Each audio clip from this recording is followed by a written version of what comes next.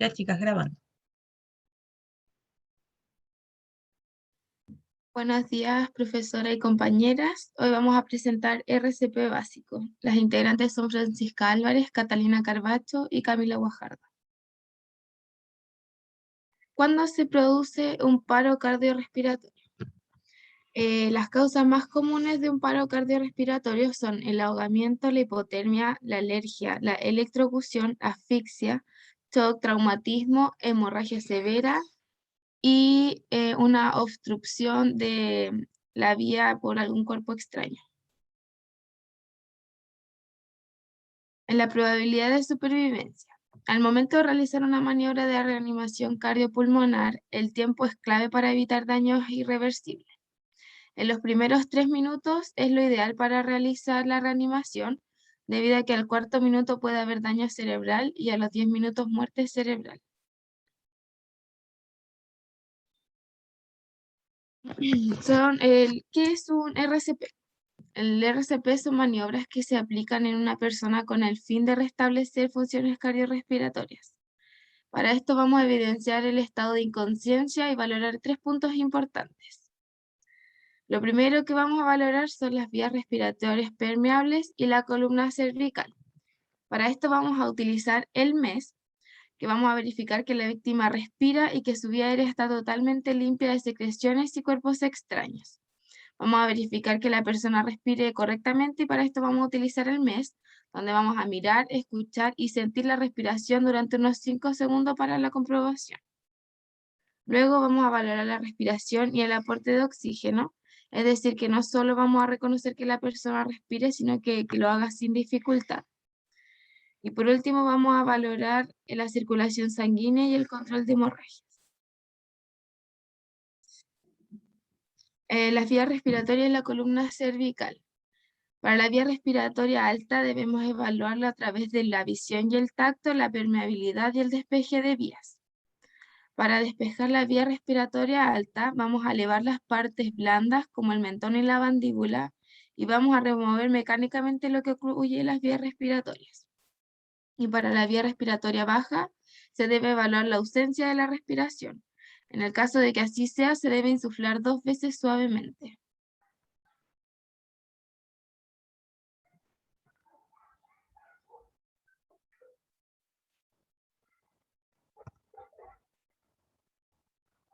Para la respiración y el aporte de oxígeno. Para evaluar la respiración, vamos a hacerlo con el tórax descubierto y vamos a buscar fracturas y hemorragias. Luego vamos a evaluar la respiración leve o la ausencia de ella. Para apoyar la ventilación vamos a insuflar y es importante que no se recomienda hacerlo boca a boca, pero sin embargo en casos extremos se describe el uso de paños como barrera de protección personal. Otro punto que vamos a evaluar va a ser la circulación sanguínea y el control de hemorragias. Y para esto, tanto en niños como en adultos, vamos a buscar el pulso carotidio con nuestro dedo índice y medio a un costado de la tráquea y también vamos a buscar signos de cianosis, palidez o llene capilar lento. Mientras que en los lactantes vamos a buscar también pulso, pero radial, que es el que se encuentra bajo la muñeca al lado del pulgar y también con nuestro dedo índice y medio de ver que hay signos de deficiencia en la circulación sanguínea y oxigenación, vamos a iniciar apoyo a la circulación sanguínea con compresiones torácicas a la altura del esternón y estas deben ser tales que se deprima el tórax a una quinta parte del volumen. Ahora vamos a pasar a ver el RCP en adultos, que lo describimos en diferentes pasos. El primero sería arrodillarse o posicionarse a un costado de la persona, de tal manera que quedemos a la altura entre su hombro y cuello. Luego vamos a sobreponer nuestras manos una sobre otra, entrelazando nuestros dedos como aparece en la imagen. Vamos a posicionar nuestras manos a la altura del esternón entre los pezones de la persona. Y para poder realizarlo de manera que se deprima nuestro tórax de 5 a 6 centímetros, vamos a usar todo nuestro peso del cuerpo, pero para eso vamos a necesitar que nuestros codos no estén flexionados y vamos a elevar nuestro cuerpo de modo que nuestros hombros queden a la misma altura que nuestras manos. También vamos a realizar este movimiento que sale en la imagen y video de 100 a 120 minutos o sea, de 100 a 120 veces por minuto, y cada vez que realicemos una compresión vamos a dejar que nuestro pecho se retraiga, o sea, el pecho de la persona se retraiga para que para que pueda ingresar oxígeno. Y vamos a realizar esto 5 ciclos, que cada ciclo se compone de 30 compresiones por 2 insuflaciones. Y después de estos 5 ciclos vamos a evaluar la respiración de la persona. También podemos ver que hay algoritmos tanto básicos como avanzados para poder seguir pasos en la reanimación. Y el básico se encuentra a la izquierda de nuestra pantalla y describe que una persona inconsciente con respiración ausente normal, nuestro primer paso va a ser llamar al servicio de emergencias e inmediatamente se describe la iniciación del RCP de 30 compresiones con 2 ventilaciones, y vamos a continuar cada ciclo hasta que llegue el DEA, que es el desfibrilador externo automático. Se supone que debiésemos encenderlo y seguir las instrucciones, mientras que el avanzado describe a una persona que no responde, que no respira o no respira con normalidad, al igual que en el básico, pero la diferencia es que dice avise al servicio de emergencia y vamos a iniciar el RCP, pero vamos a tener un monitor desfibrilador que va a evaluar tanto el ritmo, y vamos a tener 2 pasos siguientes que va a ser el desfibrilable y el no desfibrilable. Y dependiendo de cómo responda nuestro ritmo, vamos a tener finalmente un retorno a la circulación sanguínea espontánea, o vamos a tener que reiniciar nuevamente el RCP. También hay más puntos específicos que nombran más abajo, pero el que nos compete ahora va a ser el algoritmo básico. También pudimos describir cómo se realizaría un RCP con 2 operadores. Este sería en el caso de que uno de los operadores tenga que estar a cargo de la ventilación, y este va a tener que retroalimentar al otro operador continuamente sobre su eficacia y frecuencia del masaje cardíaco, y mientras que el otro va a realizar las compresiones. Estos se deben cambiar o rotar cada 5 ciclos, que sería aproximadamente cada 2 minutos, y esto hasta la llegada del equipo médico avanzado. También está el RCP para niños, que es muy similar a los pasos del adulto, pero hay una diferencia: que para el lactante vamos a utilizar solo 2 dedos en el centro del tórax, mientras que para los niños menores de 8 años vamos a utilizar una mano para hacer las compresiones. Y el resto de pasos es igual o similar, y vamos a ver que el RCP se continúa por 2 minutos, que sería aproximadamente los 5 ciclos, y que los ciclos también van a durar de 30 compresiones con 2 insuflaciones de rescate. Vamos a realizar mínimo 100 compresiones por minuto, y también se debe evaluar la respiración cada 5 ciclos. ¿Qué son las maniobras de Heimlich? Esto es un procedimiento de primeros auxilios que se utiliza para desobstruir las vías respiratorias. Normalmente se produce una obstrucción de las vías aéreas por un cuerpo extraño. En adultos generalmente se ve durante la comida, y en niños es común verlo porque ellos se llevan objetos o juguetes a la boca. Es importante tener en conocimiento que estas maniobras debemos realizarlas cuando veamos un atragantamiento y si la persona que se está atragantando está consciente pero no puede respirar. En estos casos, lo primero que vamos a hacer va a ser llamar a emergencias y comenzar con las maniobras inmediatamente. Y por otra parte, ¿cuándo no debemos realizarlas? Si la persona puede hablar, respirar o toser. En estos casos debemos animar a que la persona siga tosiendo y permanecer a su lado por si la situación llegara a empeorar. Y si la persona llegara a perder la conciencia, debemos empezar inmediatamente la reanimación cardiopulmonar, ya que recordemos que la asfixia puede quitar la vida de una persona en apenas 4 minutos. En la maniobra de Heimlich en adultos, tenemos que la podemos hacer de 2 formas. Como se puede ver en el lado izquierdo, la podemos realizar con la víctima de pie, y como se ve en el lado derecho, la podemos realizar con la víctima acostada o de cúbito supino. La primera forma la vamos a realizar con el primer paso, abrazando a la persona por la espalda, colocando nuestro puño sobre la boca del estómago, y con la otra mano vamos a cubrir ese puño. Vamos a ejercer presión hacia adentro y hacia arriba las veces que sea necesario hasta que se pueda expulsar el objeto. Y si usted no llegara a contar con la fuerza suficiente, o si la persona no se puede mantener de pie, podemos acostar a la persona y realizarlo igualmente, como se ve en el lado derecho.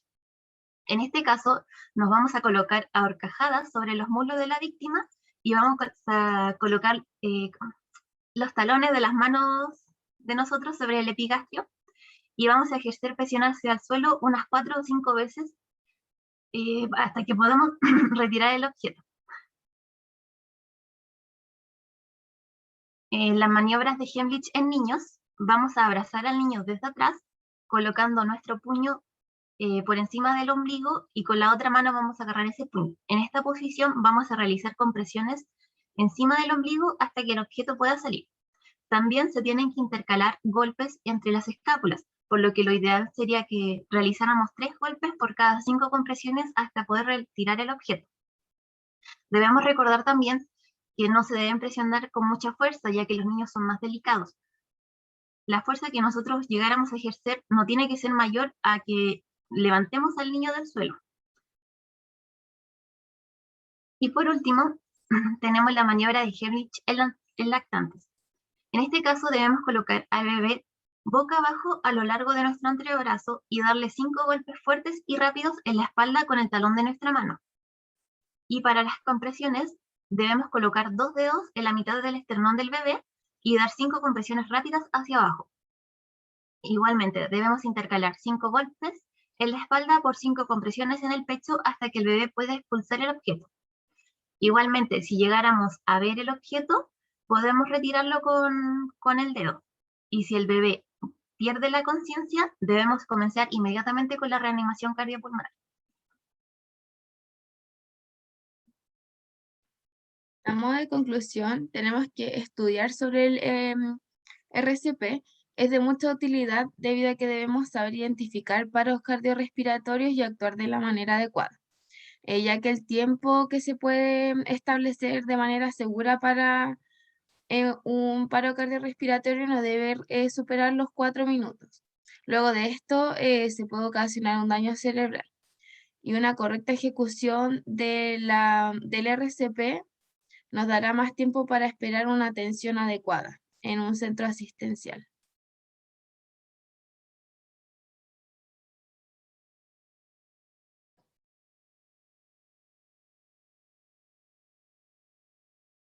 Bueno, aquí tenemos la infografía y quisimos poner 5 puntos importantes para que pudiesen recordar.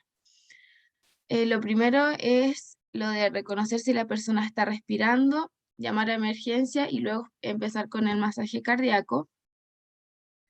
El segundo punto importante es valorar las vías respiratorias permeables y la columna cervical, la respiración y el aporte de oxígeno y la circulación sanguínea y el control de hemorragias. Como tercer punto tenemos la probabilidad de supervivencia, ya que es importante el tiempo en el que se haga el RCP. Lo ideal es que sea en los primeros 3 minutos, debido a que al cuarto minuto puede haber daño cerebral y a los 10 minutos muerte cerebral. El cuarto punto importante es que el pecho se debe comprimir de 5 a 6 centímetros usando todo el peso del cuerpo al hacer las compresiones y se deben realizar de 100 a 120 compresiones por minuto. Y el quinto punto importante es la maniobra de Heimlich y tenemos con víctima de pie, donde debemos abrazar por la espalda colocando un puño sobre la boca del estómago y la otra encima y ejercer presión hacia adentro y hacia arriba las veces que sean necesarias para expulsar el objeto. Perfecto, gracias Camila, gracias Francisca y Catalina, muy bien la presentación. Recuerden sus compañeras que tienen que revisar los videos, yo no sé si entre ustedes igual se van a compartir los PPT, eso es algo interno, pero la idea es que puedan revisar esto, que es la prueba que se viene, ya que nos quedan poquito tiempo para que la tengamos que rendir. ¿Ya? Muy bien chicas, muchas gracias. El siguiente grupo que es... déjenme anotar acá que todo ok, es Valeria, Neri y Tabata.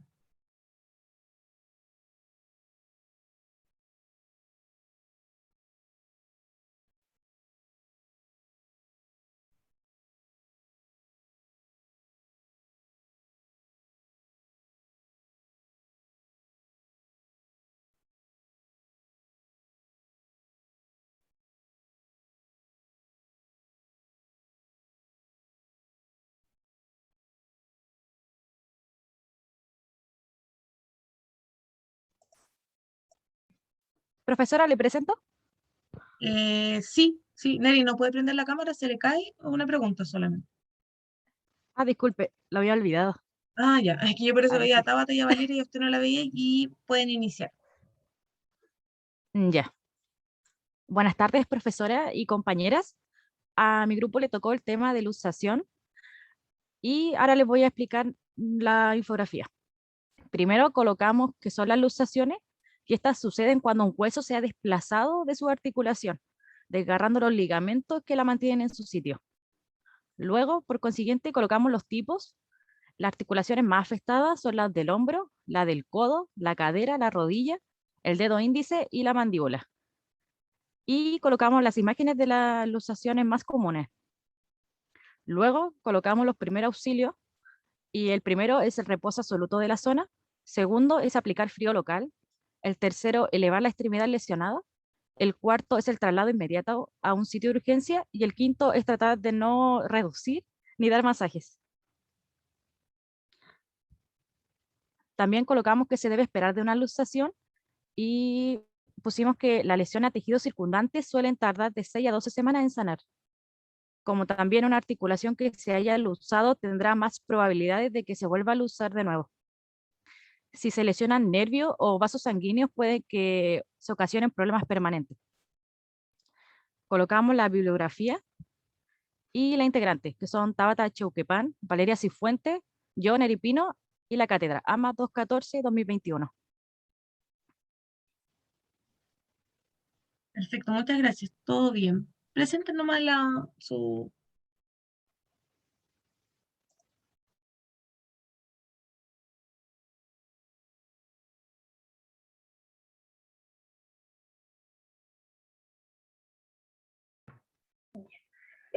Buenos días, profesora y compañeras. Nosotras vamos a presentar sobre los primeros auxilios que se realizan a personas que sufren lesiones osteomusculares, específicamente luxaciones.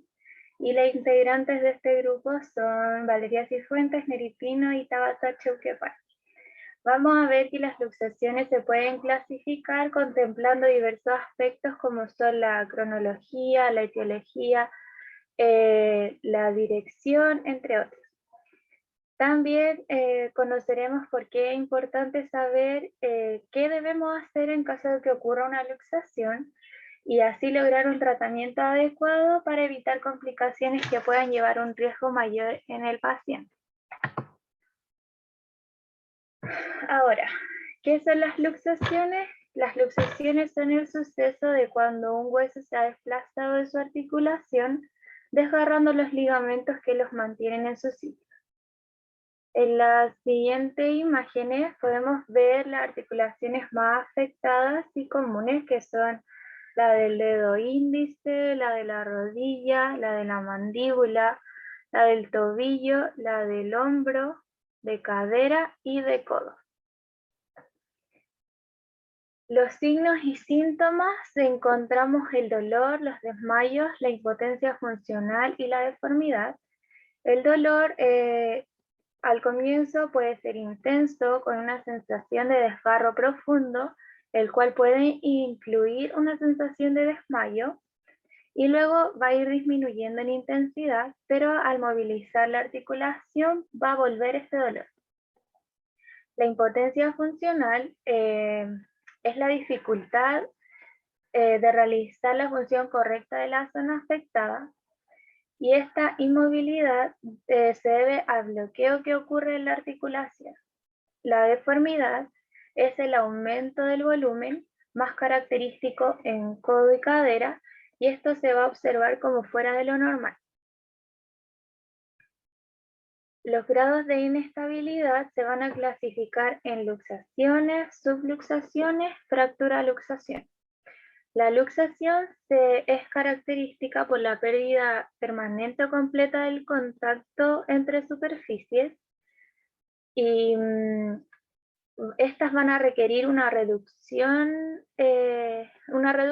lo que quiere decir que volver a colocar el hueso en su sitio, pero solo lo puede hacer un profesional capacitado. Las subluxaciones son la pérdida parcial del contacto entre superficies, y tienen una reducción espontánea. Y la fractura luxación se va a asociar a una fractura.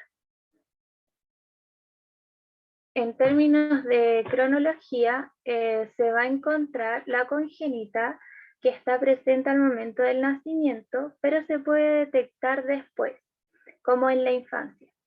La aguda es una luxación, es el primer episodio del traumatismo. La habitual es una luxación constante que con cada movimiento que se genere la articulación va a existir una luxación. La recidivante son luxaciones que han ocurrido más de 3 veces con anterioridad, y la inveterada es la luxación establecida, es decir, que hay una adherencia y cicatrización de los tejidos y solo se puede reparar por una reducción quirúrgica.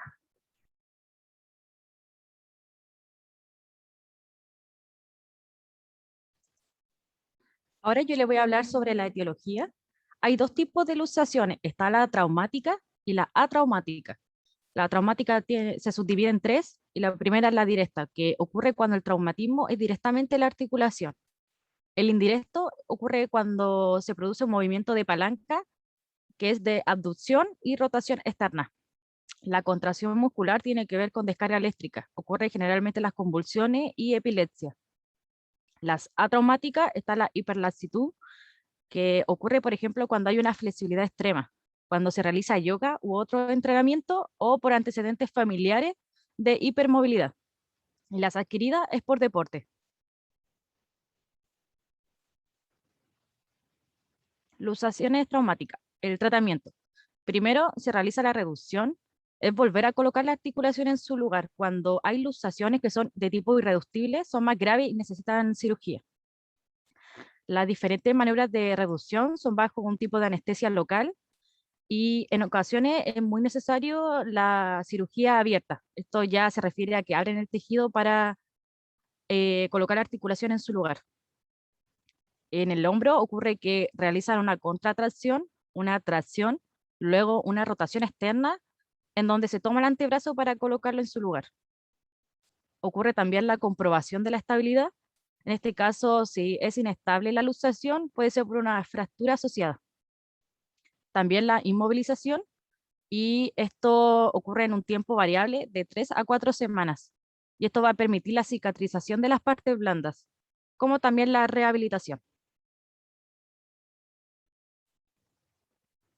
¿Qué hacer en caso de luxación? Primero se debe inmovilizar la articulación. Esto va a ayudar a prevenir lesiones que son mayores a la lesión original. Habitualmente se ocupan equipos como la férula u otro dispositivo. Reposo absoluto de la zona. En este caso se evita que ocurra una lesión mayor y se puede acelerar la curación. En este caso se le pide al paciente que no realice actividades ni que apoye el lugar lesionado. También se aplica frío local. Esto va a permitir que haya una minimización de la inflamación y el dolor, y se debe aplicar hielo en una bolsa de plástico envuelta en una toalla o en un paño. Se debe mantener de 15 a 20 minutos, cada vez tan a menudo sea posible durante las 24 a 48 horas. Lo otro también es elevar la extremidad lesionada. Esto va a ayudar a drenar el líquido de la lesión y por lo tanto va a reducir la inflamación. Y la extremidad lesionada se debe elevar por encima del nivel del corazón durante los primeros 2 días. Lo otro que se debe realizar es el traslado lo antes posible a un sitio de urgencia.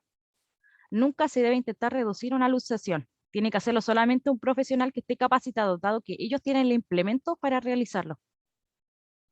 Lo otro es no dar masaje ni dar medicamentos, porque esto solamente puede ocasionar un daño mayor y ningún beneficio. Y si se dan pomada o medicamentos, tienen que ser bajo una prescripción médica. Ya.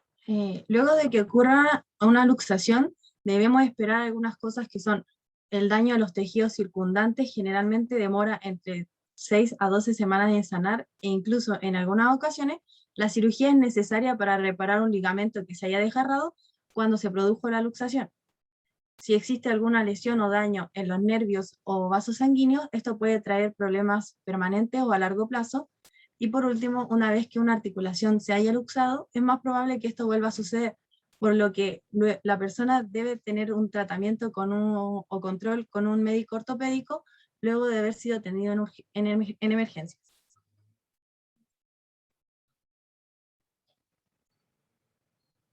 También pueden producirse algunas complicaciones que pueden ser a largo plazo y graves. Las graves no suelen ser frecuentes, aunque aumenta el riesgo cuando la luxación provoca perfora la piel o provoca lesiones vasculares o nerviosas. Entre las complicaciones a largo plazo tenemos primero la inestabilidad articular, que se produce cuando una articulación presenta hipermovilidad, que esta se produce debido a múltiples luxaciones, lo que puede llegar a ser incapacitante y aumentar el riesgo de artrosis. Luego tenemos la osteonecrosis, que se produce cuando está dañado el suministro vascular a los vasos sanguíneos. Un ejemplo de esto es que la luxación de cadera es propensa a tener osteonecrosis. También tenemos la artrosis secundaria, que es cuando la degeneración del cartílago articular se vuelve más propensa debido a que las luxaciones alteran las superficies que soportan el peso de las articulaciones o que resultan en una mala alineación articular e inestabilidad. Por último, entre las complicaciones a largo plazo, tenemos la rigidez y alteración de la amplitud de movimiento, donde las articulaciones que necesitan mayor inmovilización por la luxación tienden a sufrir rigidez, y en este caso el codo, el hombro y la rodilla son particularmente más propensas a sufrir rigidez postraumática, en especial en los ancianos. Luego tenemos las complicaciones graves, que son las complicaciones graves que tenemos primero las fracturas, que en algunos casos la misma lesión que produjo la dislocación puede provocar una fractura. Un ejemplo sería luxación del hombro con fractura en la tuberosidad mayor o troquiter. Luego tenemos la hemorragia o sangrado, que aquí una luxación grave puede dañar los tejidos circundantes y provocar una hemorragia interna, o cuando los huesos dislocados perforan la piel, provocar una hemorragia externa. Luego seguimos con las lesiones vasculares que producen algunas luxaciones cerradas, en especial la de la cadera o la rodilla, cuando interrumpen el suministro vascular causando una isquemia, que es cuando los tejidos no obtienen suficiente sangre, pudiendo así provocar una necrosis. Luego tenemos las lesiones nerviosas, que es cuando se refiere a cuando se aplastan, lesionan o estiran el nervio cuando se produce la luxación. Cuando los nervios están dañados, se bloquea la conducción nerviosa, por lo que si estos están aplastados, se pueden demorar entre semanas, meses y años en regenerarse, y cuando estos están desgarrados, en cambio, no pueden regenerarse solos y necesitan reparación quirúrgica. Por último, entre las complicaciones graves tenemos la infección, que suele ser más propensa en las luxaciones abiertas, ya que la herida tiene un riesgo más alto de infectarse e incluso de propagarse a los huesos, que esto se denomina osmiolitis y pues muy difícil de curar. Entonces nosotros, ¿cómo podemos evitar sufrir una luxación? Si calentamos antes de realizar cualquier actividad física, usando zapatos cómodos, no subir corriendo o bajando la escalera, haciendo ejercicio con regularidad para aumentar la flexibilidad de las articulaciones y la fuerza de los ligamentos, y evitando pisar terrenos resbaladizos para así prevenir una caída que nos pueda provocar una luxación. Nosotras logramos concluir que los primeros auxilios nos ayudan a que la persona afectada no sufra una lesión de mayor gravedad, por lo que cuando éstas se realizan apropiadamente, aumenta la probabilidad de que éstas se curen con normalidad. Por ello es muy importante que nosotros sepamos cómo debemos tratar una luxación para prevenir complicaciones graves como hemorragia, infecciones o necrosis, para que la persona afectada por esta lesión pueda recuperarse y mantener una vida normal sin ninguna complejidad.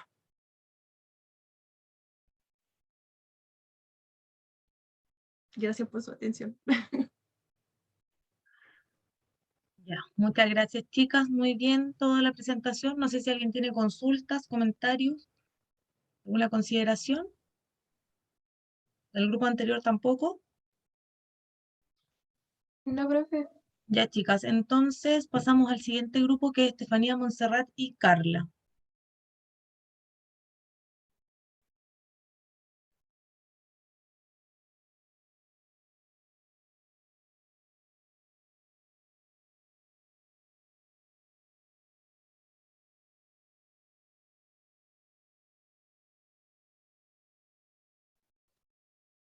Ya. Buenos días, profesora. Buenos días, compañeras. Nosotros vamos a hacer los primeros auxilios respecto a las personas que presentan E15.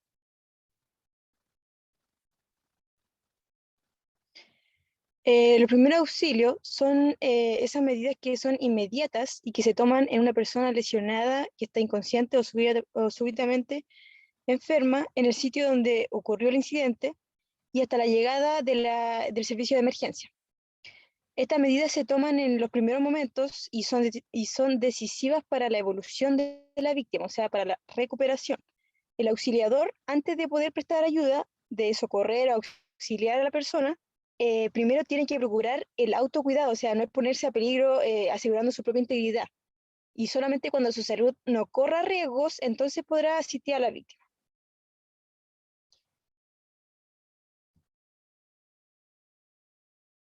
Ya, el E15.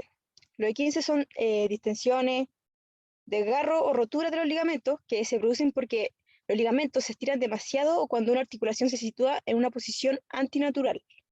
De esta forma se podría producir un desgarro de las fibras que componen el ligamento y puede tener un desgarro, el desgarro puede ser parcial o puede estar completamente desgarrado. Los E15 por lo general se hinchan rápido y son dolorosos. Y por lo general, cuanto mayor es el dolor y la hinchazón, más grave va a ser la lesión. Existen 3 grados de 15, que son el 15 grado 1, el 15 grado 2 y el 15 grado 3, que vamos a explicar a continuación.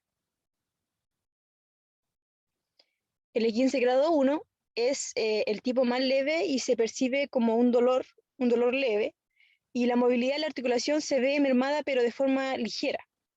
En este tipo de 15 las fibras del ligamento no se llegan a romper y el tiempo de recuperación ronda entre los 5 a 7 días más o menos. Por lo general pueden pasar desapercibidos porque no generan grandes molestias. El esguince grado 2, en esta sí se produce una rotura, pero la rotura es parcial del ligamento. Va acompañado de dolor, inflamación, pérdida de movilidad y derrame, que nosotros conocemos como hematoma. La persona con este tipo de 15 puede tener cierto grado de dificultad para poder apoyarse sobre la articulación que fue afectada y puede experimentar cierto grado de pérdida funcional. Pero el tiempo que tarda esta persona en recuperarse va a depender de la circunstancia de cada uno, pero por lo general el tiempo de recuperación está entre 1 mes y 6 meses. El 15 grado 3 es cuando se ha producido una rotura completa del ligamento. En este caso, el dolor es mucho más agudo, igual que el resto de la sintomatología, como la inflamación y la pérdida total de la movilidad. La recuperación del ligamento en estos casos es más lenta y puede llegar a demorarse hasta 1 año.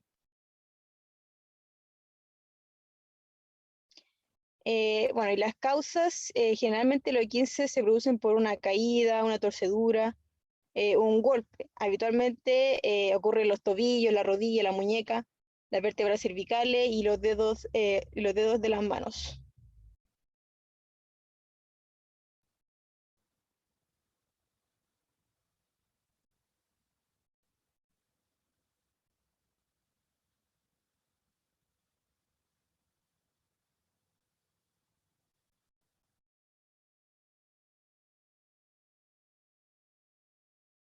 Chicas, ¿les pasó algo? ¿Alguien sigue presentando?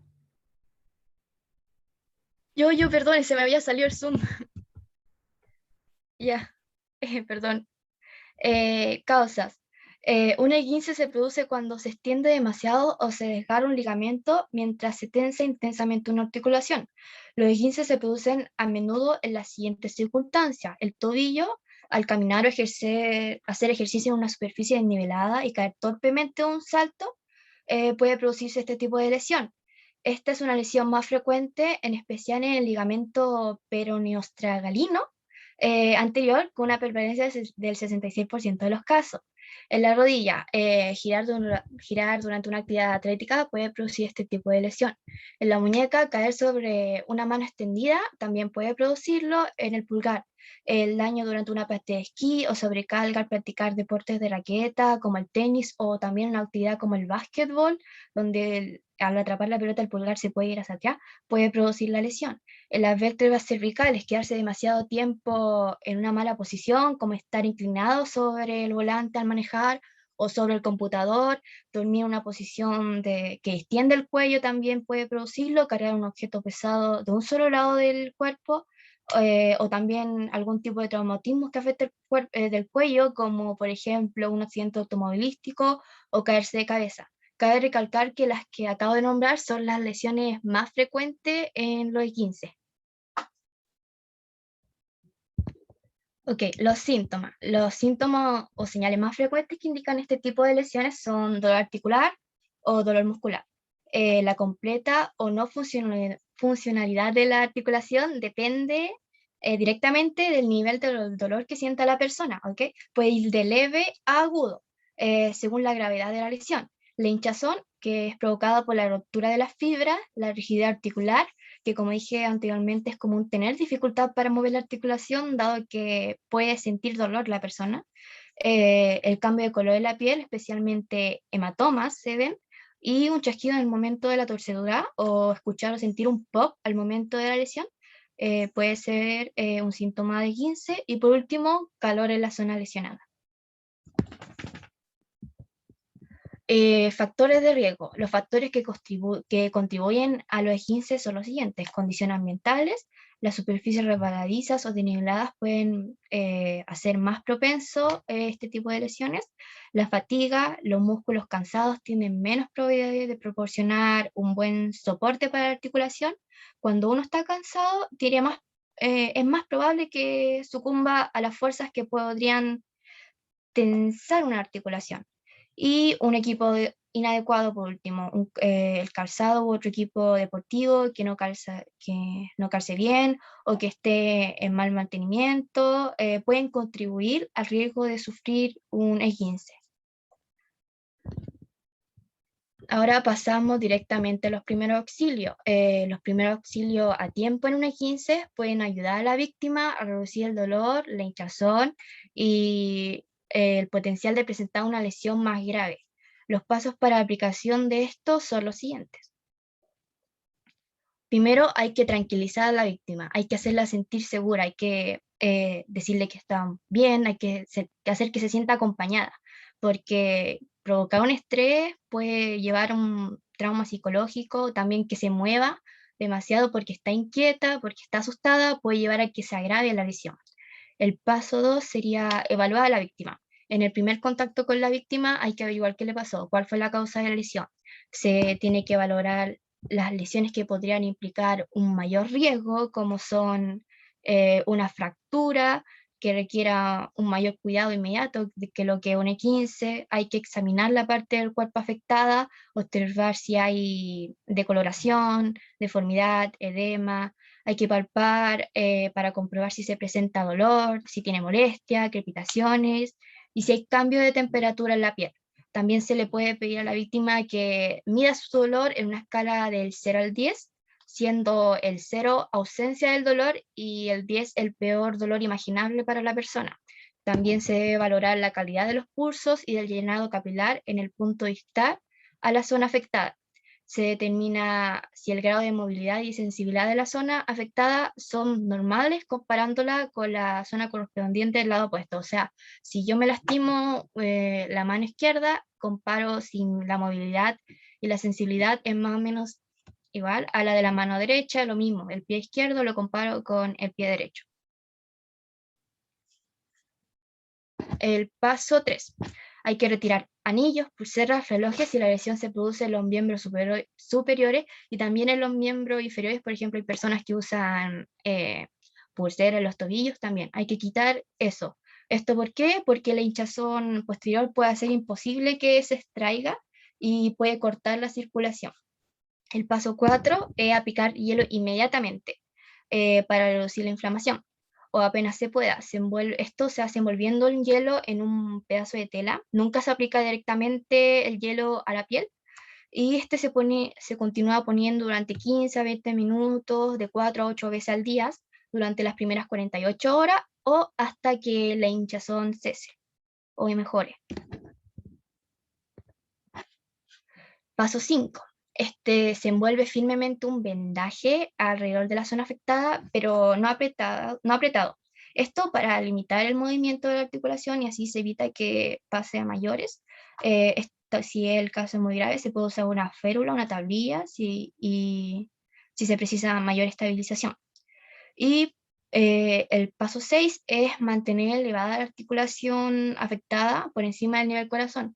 Esto, si estamos en casa, podemos hacerlo con ayuda de un almohadón, o si estamos afuera, podemos colocar nuestra propia pierna, o colocar, si por ahí hay un cajón, colocar el cajón. Esto porque ayuda a prevenir o limitar la hinchazón de la zona afectada.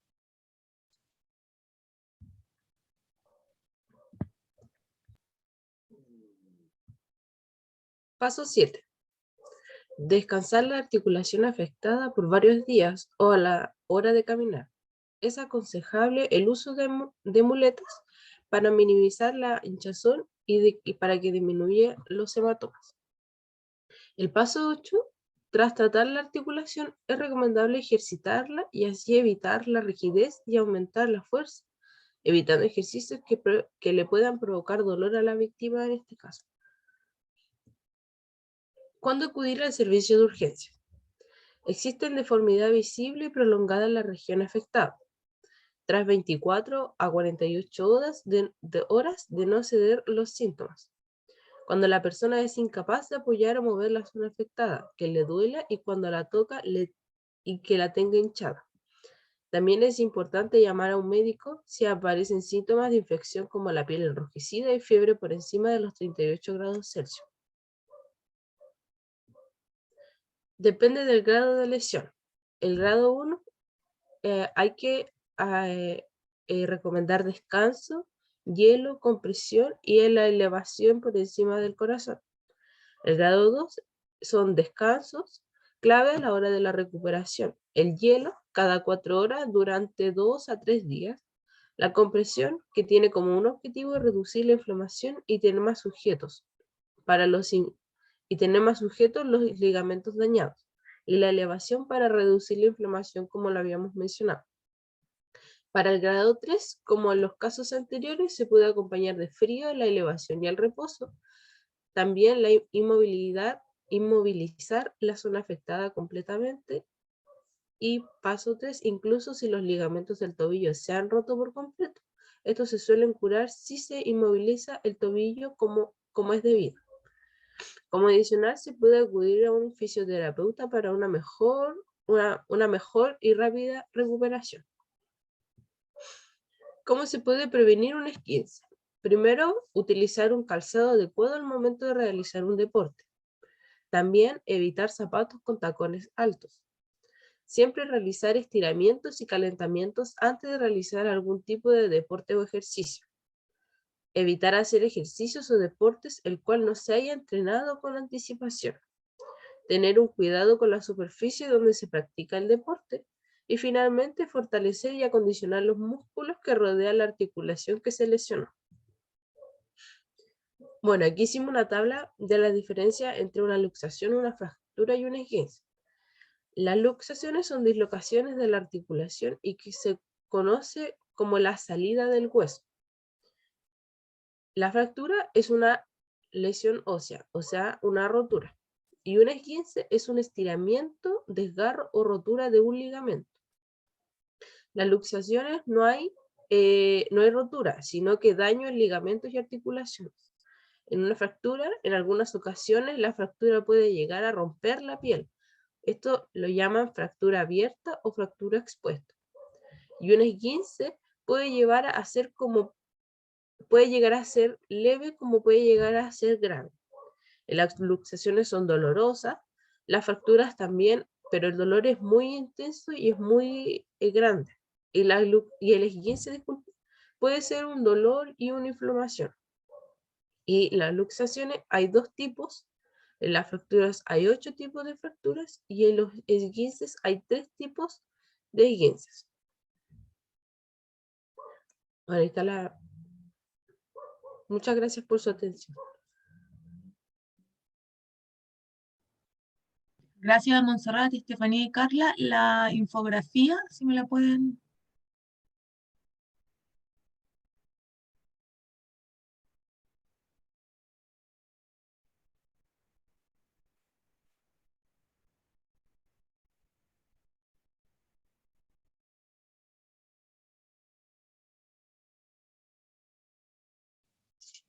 Ok. En la infografía nosotros nos concentramos primero que nada en la parte superior, en los tipos de esguince, después nos concentramos en los primeros auxilios y agregamos ciertas cosas que podrían ayudar en los primeros auxilios. Pusimos la definición de un esguince y qué son los esguinces grado 1, esguince grado 2 y esguince grado 3. El esguince grado 1 es el tipo más leve, como se leyó anteriormente. La fibra del ligamento no han llegado a romperse y el tiempo de recuperación suele rondar los 5 a 7 días. El esguince grado 2, en este se produce una ruptura parcial del ligamento. Esto va acompañado de dolor, inflamación, pérdida de movilidad y derrame, y su recuperación oscila entre 1 mes a 6 meses. Y por último, el esguince grado 3, que hay una ruptura completa del ligamento y la recuperación es más lenta, puede llegar a demorarse hasta 1 año. Después seguimos con causas que puedan provocar los síntomas y esguinces más comunes. Los síntomas colocamos dolor, hinchazón, rigidez articular, coloración de la piel, hematoma, dolor al mover y apoyar la articulación afectada. En las causas, los esguinces se producen por consecuencia de un movimiento brusco sobre una de nuestras articulaciones dañadas y así el ligamento por un sobreestiramiento del mismo. Y por último, los esguinces más comunes, que son muñeca, tobillo, rodilla y columna cervical. Después colocamos los primeros auxilios de una forma reducida para que cualquier persona pueda entenderlo, que es tranquilizar a la víctima, evaluar a la víctima, qué le pasó, examinar la parte del cuerpo afectada y determinar el grado de movilidad y sensibilidad, retirar anillos, pulseras y relojes si la lesión se produce en miembros superiores, aplicar hielo inmediatamente, envolverlo firmemente en un vendaje alrededor de la zona afectada, mantener elevada la articulación por encima del nivel de corazón, descansar la articulación afectada por varios días y tras tratar la articulación es recomendable ejercitarla. Y por último, colocamos cuándo acudir al servicio de urgencia, que es cuando existe una deformidad visible, prolongada de la región afectada, tras 24 a 48 horas que no se den los síntomas, la presencia, y cuando la persona es incapaz de apoyar o mover la zona afectada, porque le duele, cuando la tocan o tiene hinchazón, si aparecen síntomas de infección. Por último, colocamos los integrantes que son Carla Arias, Montserrat Contreras y Estefanía Parra, y la asignatura y la bibliografía. Ya, Estefanía, muchas gracias. No sé si alguien tiene dudas o consultas, porque si no hay dudas ni consultas, pasamos al último grupo, que es Nuri, Tamara y Morín.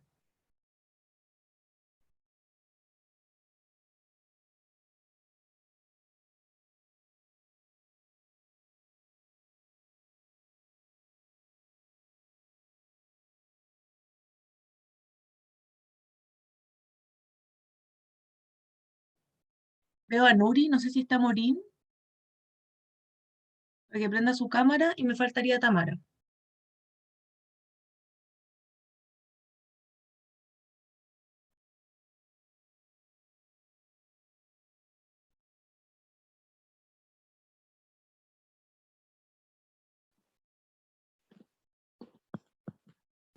¿Se ve, profe? Sí, sí se ve. Ya, profe, está nuestra infografía. Como título, ¿qué hacer en caso de un desgarro muscular? Primero tenemos la definición de los que es un desgarro muscular y después nombramos los músculos que se lesionan con mayor frecuencia. Abajo, junto con una imagen, tenemos los grados, el grado 1, grado 2 y grado 3. La clasificación, que puede ser desgarros directos o indirectos, y cómo reconocer un desgarro, que es el dolor, la dificultad de movimiento, la rigidez, dolor, hinchazón, contracciones o espasmos, calambres y afiebramiento. Y por último, el qué hacer, los primeros auxilios en sí, en donde separamos en qué sí se debe hacer y en lo que nunca hay que hacer. Y abajo los integrantes y bibliografía. Bien, Morín. Suba un poquito el Ay, edificio, perdón. justo, no, no se preocupe. Quiero ver algo arriba Tiro, profe. y estamos Sí. ok. ¿Dónde, profe? Un poquito más. Ah, acá, ya, perfecto. Cómo reconocer la clasificación y los grados. Ya, perfecto, todo ok. Continúen. Ya.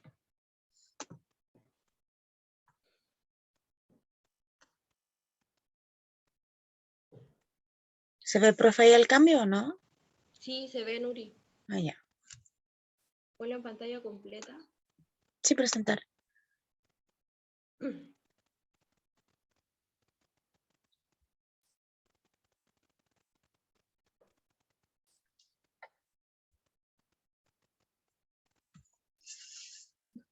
Espera un poquito, profe, que últimamente me falla un poco el internet.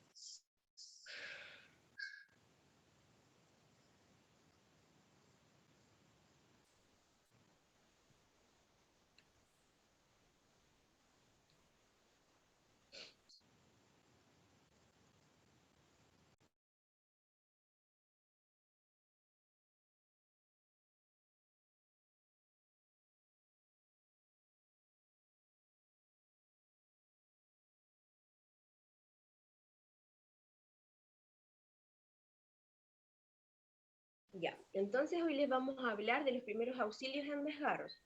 Mi grupo está compuesto por Nuria Astete, Maureen Stay y quien les habla, Tamara Araya. Entonces, vamos a partir primero definiendo qué son los primeros auxilios. Los primeros auxilios van a ser las primeras medidas que nosotros vamos a tomar ante una persona que se va a encontrar lesionada, inconsciente o súbitamente enferma. Estas primeras acciones se van a tomar desde el inicio del accidente hasta que llegue la ayuda sanitaria. Ahora vamos a definir lo que es un desgarro.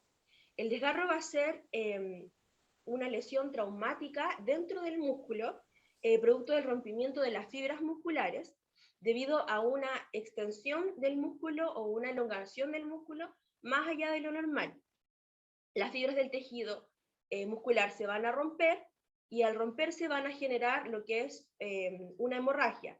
Esta hemorragia luego se va a poder visibilizar a través de la piel como un hematoma.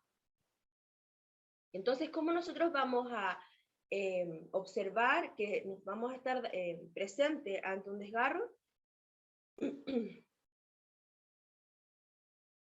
Debido a que vamos a ver que el paciente va a presentar un dolor muy intenso y permanente en la zona afectada.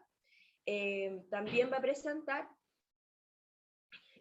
no va a poder mover la extremidad afectada, le va a costar mucho moverlo, se va a empezar a inflamar la zona y además de eso vamos a ver también el hematoma. Tenemos entonces dos tipos de desgarro que ocurren de formas diferentes. Tenemos el directo, que ocurre producto de un choque que hay entre la masa muscular y el hueso, y también tenemos las del tipo indirecto, que se van a producir por la elongación que yo les había dicho anteriormente. Una elongación excesiva del músculo va a producir que se rompan estas fibras musculares. Es decir, el músculo se va a contraer de forma repentina y al contraerse de forma repentina van a tender las fibras musculares a estirarse mucho más, provocando su rompimiento.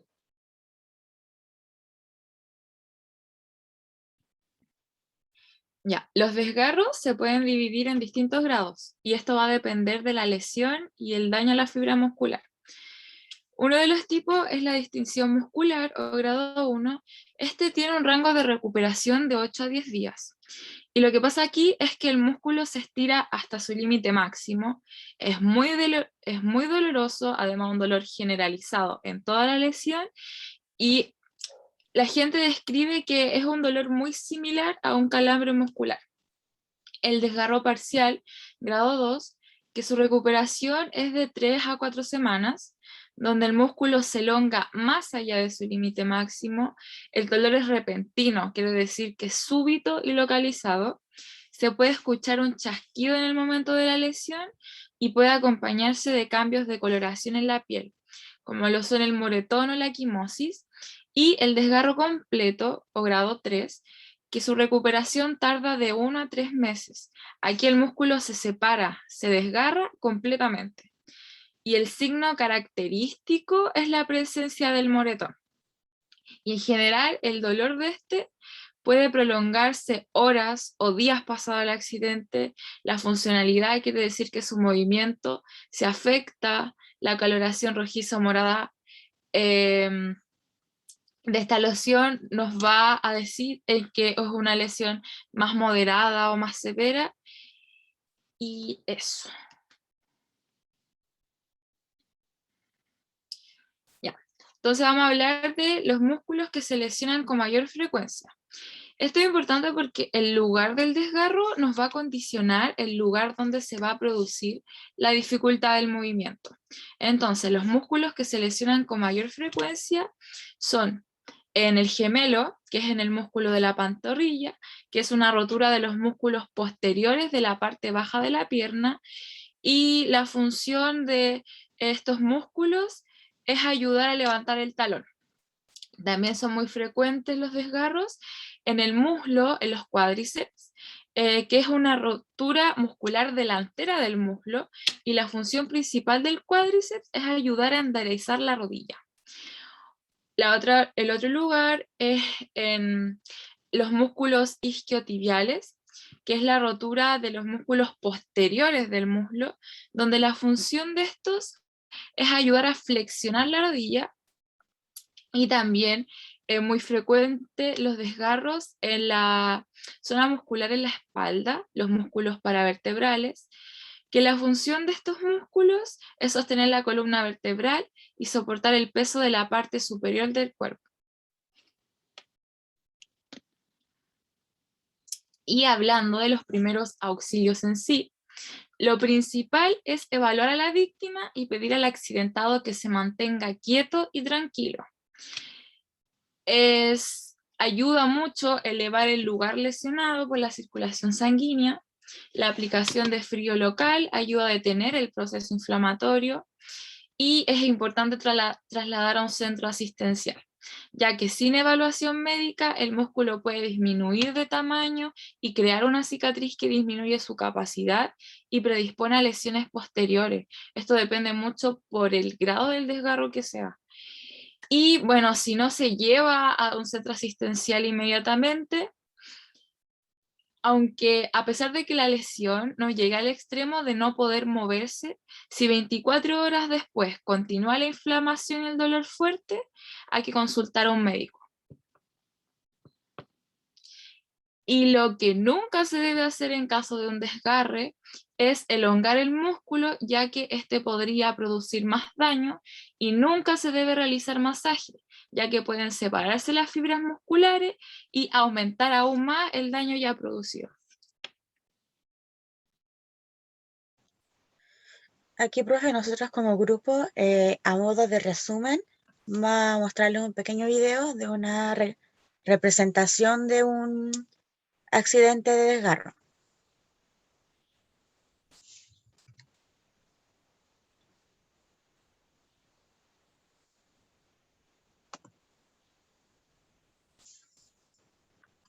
¿Se ve? Sí, amiga. ¿Sí? Sí, se ve. Me avisan, por favor, que sí se escucha. Fernanda y Javiera eran dos amigas que iban a yoga juntas. ese día estaban empezando a ver un video Ya, por pero... YouTube. Nori, pero yo no veo el video. Veo que dice video, pero Sí, Nori, el video no se ve. no la escuchamos. De hecho, parece que algo se puso audífono y no se escucha a usted. Ah, no, es que al tiro, profesor, espere. Quiero probar una cosa. Voy a compartir de nuevo.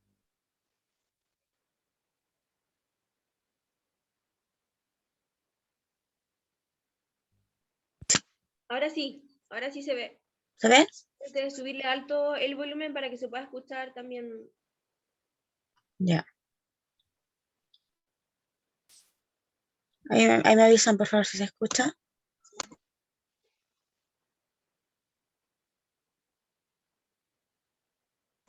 ¿Se escucha? No, está pausado. No, pero recién. No. Ya.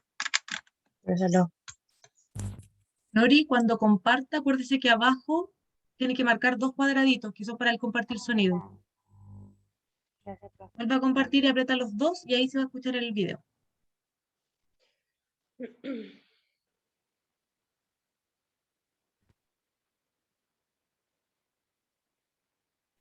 Ahí me avisan si se escucha bien. Fernanda y Javiera eran dos amigas que iban a yoga juntas. Y ese día estaban empezando a ver un video. ¿Ahí sí?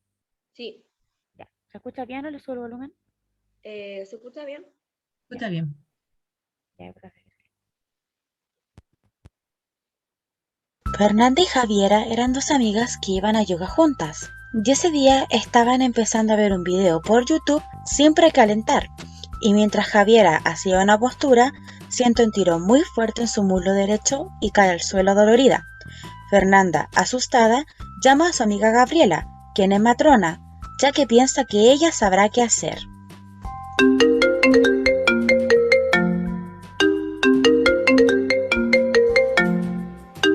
¿Aló, Gaby?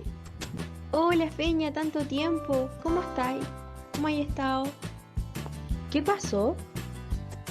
Ay, amiga, es que estoy con la Javi en mi casa siguiendo un video de yoga por YouTube y de repente en una postura que tuvimos que hacer la Javi sintió como un tirón y ahora le duele mucho y no sabemos qué hacer y me acordé de ti porque como eres matrona, además que sabes de estas cosas.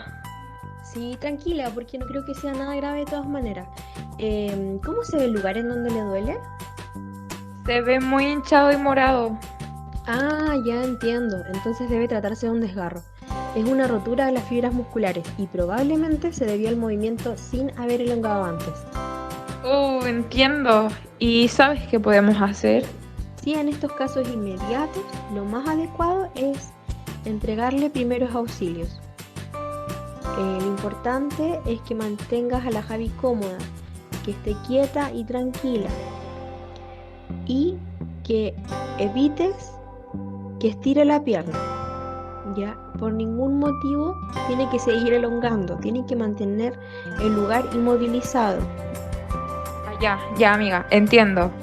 Está acostada en el sillón sin mover la pierna. Ya, genial, déjala acostada ahí y que no se mueva. ¿Tienes de casualidad a mano alguna compresa fría? Sí tengo, la traigo al tiro. Ya, genial.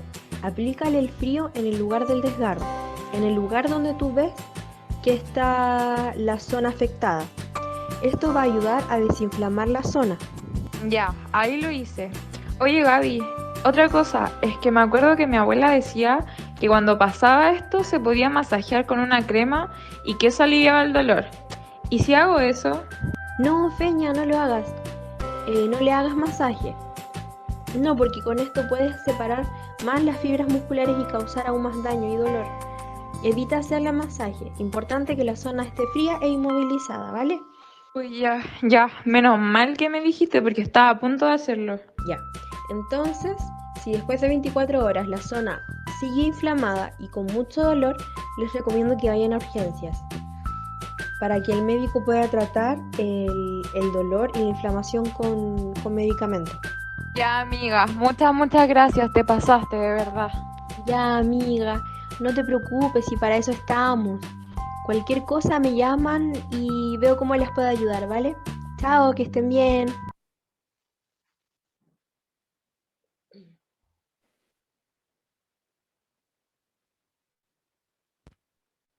Voy a volver a... Ahora vamos a volver al PPT.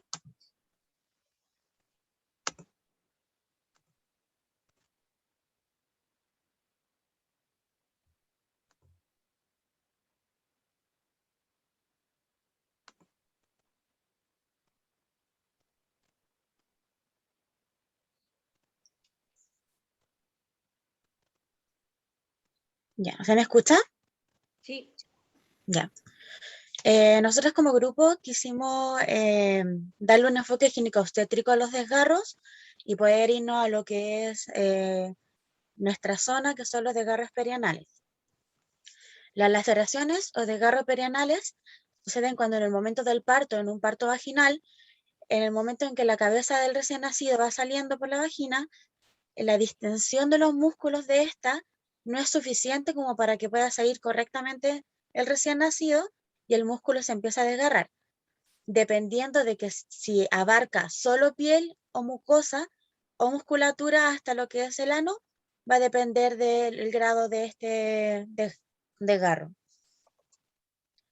La clasificación, como dije recién, dependiendo de lo profundo que es el desgarro, va a ser desgarro vaginal de primer grado, de segundo grado, tercer grado y cuarto grado. En los desgarros penales de primer grado son los menos graves, solamente involucran piel, usualmente da un dolor leve o diuresis o ardor al orinar, y en este tipo de desgarro se suele curar de manera natural sin necesidad de intervención.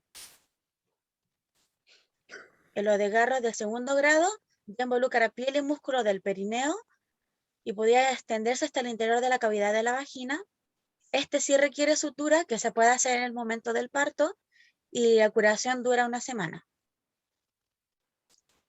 El desgarro vaginal de tercer grado, este se extiende ya hasta el esfínter anal. Algunos requieren hasta reparación con anestesia en quirófano y tarda mucho más en curarse en semanas. Y el tercero y el cuarto, que es el más grave, este ya se extiende a lo que es el esfínter anal y hasta la membrana mucosa del ano. Esto sí o sí requiere de una reconstrucción en cirugía con anestesia y la curación puede durar hasta meses. Ya, y nuestra reflexión o conclusión es que como estudiantes del ámbito de la salud, durante el desarrollo de este trabajo nos dimos cuenta de la importancia de conocer el manejo e identificar la lesión muscular, con el fin de resguardar la seguridad de la persona afectada y entregar una correcta atención en un ámbito extrahospitalario. Como primera acción a ejecutar, siendo esto de suma importancia tanto para las personas que estudiamos esta área como para las personas que no. Por lo anterior, trabajamos en una infografía que fuera adecuada para todo público, en donde se explican las generalidades de los desgarros, cómo reconocerlos y cómo actuar ante ellos, para educar a las personas y entregar información básica que debería poder saber todas las personas. La bibliografía que ocupamos y muchas gracias por su atención. Ya, chicas, muchas gracias, las felicito, Tamara, Morín, Nuri, bien el video también educativo, así que muy bien, chicas. No sé si hay dudas, consultas. Si no hay dudas, consultas, chicas, voy a parar la grabación para que puedan, después pueda hacer su vida.